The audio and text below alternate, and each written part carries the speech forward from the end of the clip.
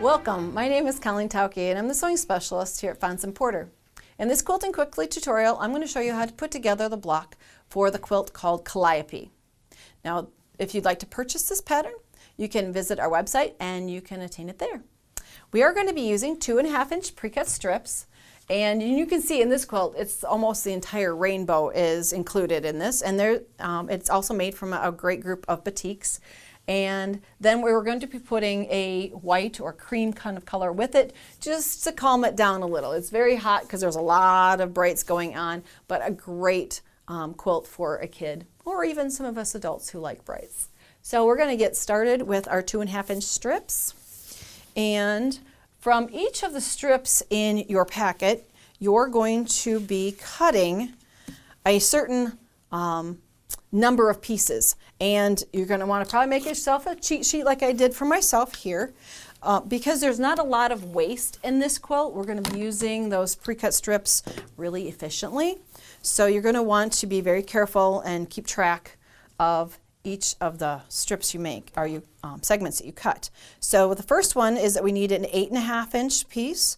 So you're going to overcut that first one by just a little so that you can come back and make a perfect 8.5 inch piece. Now, another way to keep organized when you're working on a quilt with this many pieces in it and a lot of cutting is to find a tray or something that you can, sometimes people will use a cookie sheet, sometimes they'll take a plastic tub, a low-edged one, so they can lay all their pieces out and keep them organized.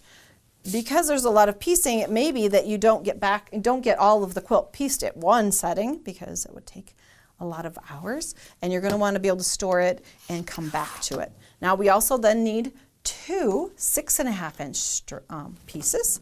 So we got two at 6.5, and you can see that's where the fold was. I'm almost halfway across my strip.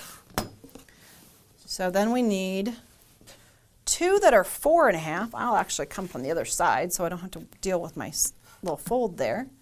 Two that are 4.5. And now if you want to cut a little quicker, you can take 4.5, add that together so you get two of them. That would make it 9 inches. So this is how you would do that. Overcut so that you would have at least 9 inches under your ruler. Like this. Then you can spin the piece around and cut your two 4.5 inch pieces off of it. And you'll know that you have enough to cut your segments. There's one. This is the part of the quilt that's going to take probably your most time, is getting everything cut and organized. So set up a nice clean space in your sewing area so you can get all the cutting done quickly. The last segment you need to cut is a 2.5 inch square, and you need 4 of those. So 4 times 2.5 is 10. So I'm going to cut a 10 inch piece. And you can see this is the waist, so there's not much. What I can do is a pullback method here. I can go to 7.5, which means that I have 2.5 exposed, and then I can come back to 5 and then cut that in half again so that I have my 4 2.5 inch squares. Now with this, you probably want to just keep track of all your pieces, A, B, C, and D, and stack up all of your cutting together so you can create your blocks out of this array. And you can see here I've got quite a few already cut that we can design out of, because these are going to be your building blocks for your quilt. I want to take these out. We are also going to be cutting from that white or cream color background fabric. You're going to cut into strips, and those also you're going to be cutting the C 4.5 inch blocks and D 2.5 inch squares. So these are the things that we're going to make our blocks out of. I will show you, we'll lay out one here that's already done. And as you look at the quilt, you think, well, there's more than one block in this quilt, but there isn't. It's one block, and it's positioned differently as it flips across the quilt to make those kind of, the lights pieces kind of dance through the quilt and create a wonderful design. So this is what we're looking for. There's a diagram in the pattern, so you can follow right along with that. But what we need to do is talk about how then that's constructed. So we're simply using the long triangle or the rectangles.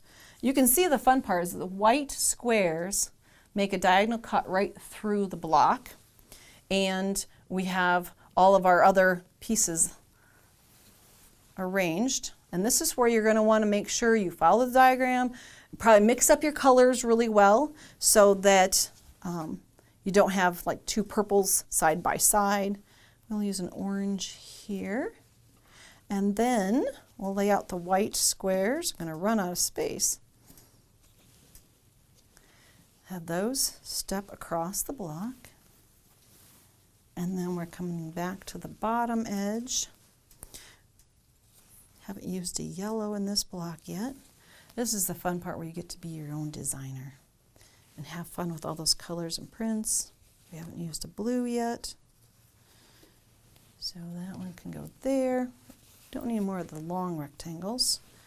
We can use, you could do a matching, or you can do an alternate. Since we had just used a small yellow there, I could use a long one in the same block.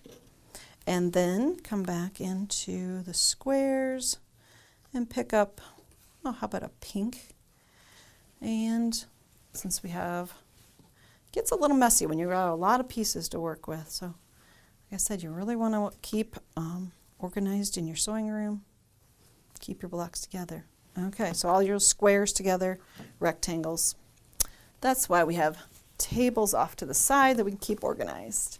We'll go through the simple construction here then, is to simply create rows, and then make sure that before you join rows together that you press your seam allowances so that everything stays nice and flat. On the back side of this block you can see I've pressed, whenever a white was joined to a print, I pressed my seam allowances towards the print, and then make sure that you again press rows as you join them together. So this is what the block looks like. Now, if you look at the actual quilt itself, you can see that the block is oriented with this long rectangle on the left of the quilt. And as we come in to put the second block in, we are orienting it like this. We do have two white squares that come together, kind of make a rectangle shape here.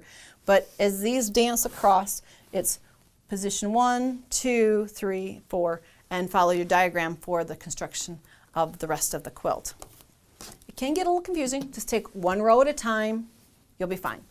Then you're going to be, once you've got the center of your quilt constructed, you're adding a light inner border, and then you're using a really fun, this one uses a multi-batik print as the outer border, and finish it with a bright blue binding. To make your version of Calliope, have fun, enjoy the design. For more of our Quilting Quickly tutorials, please visit our website. Thanks for joining me today.